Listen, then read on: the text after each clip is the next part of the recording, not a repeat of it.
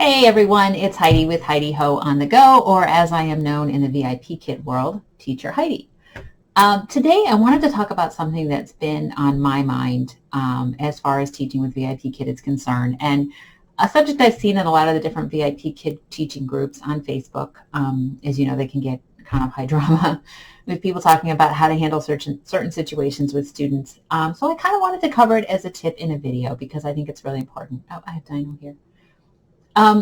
So when I first started teaching with VIPKID almost 2.5 years ago, I remember watching videos of teachers and seeing like this super high level energy, this super positive, big smile on the face, this really kind of personality that I didn't think I could emulate as a teacher. And I was thinking, I'll never be successful at this. I want to do it, but I don't know how I'll attract students.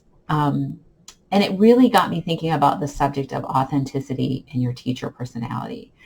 Because for me as a teacher, if I had to do 6 classes in a row with a personality that wasn't me, or that was somehow trying too hard to be too high energy, or I don't want to say too enthusiastic, but just up there, I don't think I would enjoy the job. And I think the connections that we all end up making with our students are very genuine. And to have a genuine connection, you really need to be yourself. And you can be likable as, you know, what I even say in my description is that I have a soothing voice, that I'm really encouraging with students, that I try to keep them comfortable in the classroom and keep them calm.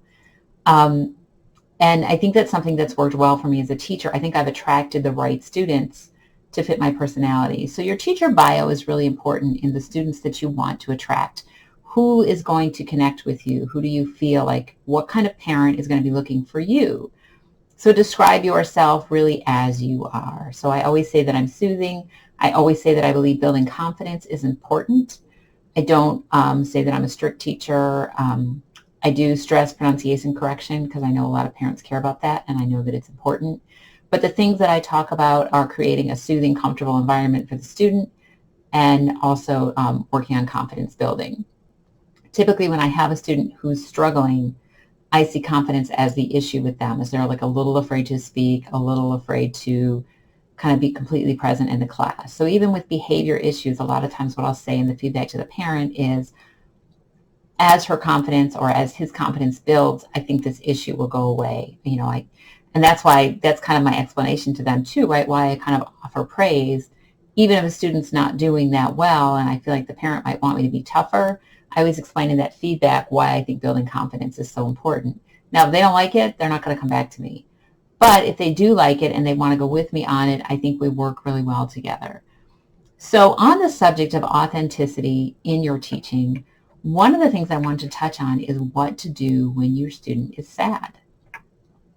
This comes up a lot in teacher groups, is how to handle a student who's sad, who might be crying or is down, in different ways. And I see teachers often saying, oh, those parents, or, you know, passing judgment on the parent. And what I always tell myself is we are seeing a 25-minute glimpse into the world of this family. Even if we're a regular teacher once a week, we're seeing a fraction of their life together. And I would hate for someone to judge me on a moment where I was maybe yelling at someone or not my happiest.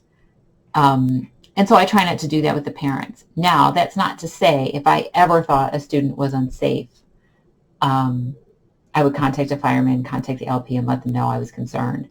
But a lot of times if a kid's upset in the beginning of class, or if the parent yells at them during class and they start to cry, that's life. That's how families are. That's how people are. So here's a few tips that I wanted to share and how I handle when a student is really, really sad. The thing that I don't do, typically when I'll find out they're sad is, you know, you say, you know, Bobby, how are you? Or, you know, how are you? And Bobby will usually say, I'm fine, or I'm happy.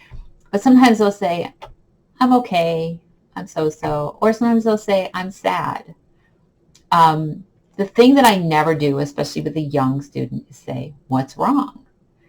I don't know about you, but when I'm sad, I don't necessarily want someone to ask me what's wrong. And the struggle for them is they can't really tell us. So it adds a frustration to them. So what I always say is, Bobby, I am sorry that you are sad. I am sad sometimes too.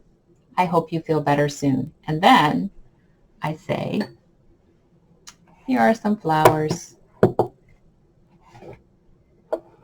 from me to you. I hope you feel better soon. And I put the flowers out in class, and the flowers are here with us during class.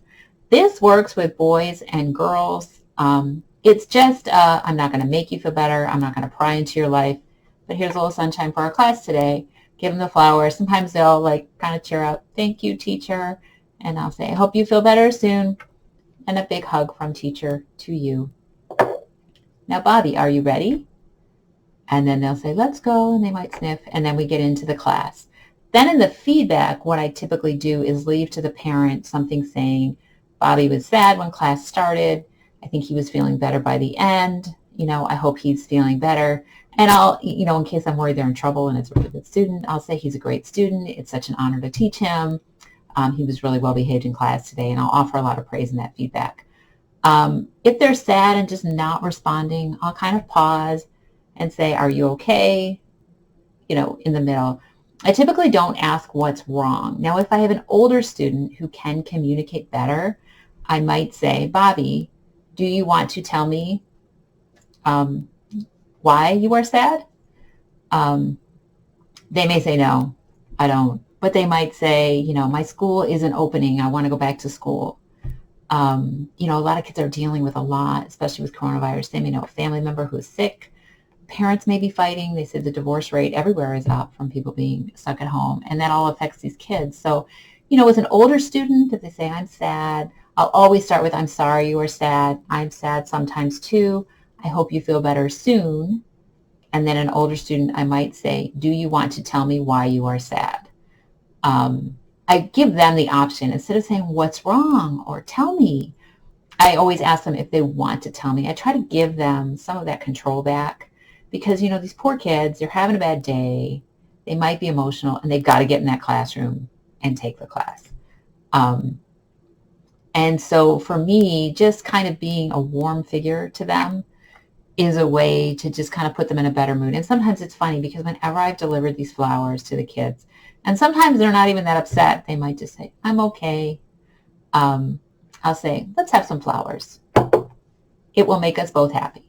So I always try to say, these are for me too, kind of identify that I feel sad. I remember reading a story a long time ago when I was a kid, and I was looking it up, trying to find it, about a girl whose friend was sad, and she kept giving her the happy doll, and the friend kept throwing it away. She didn't want it. And then she gave her a doll with a sad face, and her friend embraced it. And sometimes I think the kids, they don't want to be grilled about what's wrong, and they don't want to be like, cheer up, it's okay, be happy. Like, that's not who I am as a person. And I would hate if somebody did that to me. So I try to offer what I think would comfort me. And that's not, the worst thing as an adult or as anyone is someone telling you to cheer up, it's not so bad. So I try not to pry. I try to offer comfort. I try to be there for them without prying into their life or putting them in a situation where their English isn't good enough to tell me what's wrong. So then they've got the stress of trying to communicate something that's bothering them. So you try to read the situation and always do what's best for your student. If you do feel you need to note it in feedback, if you know a parent well, and you feel you need to note it in feedback, feel free to do that. It depends on how well you know them. But I'll always note it with something positive. So we started the class. Bobby was very sad. I was really proud that he was able to participate and complete the whole class.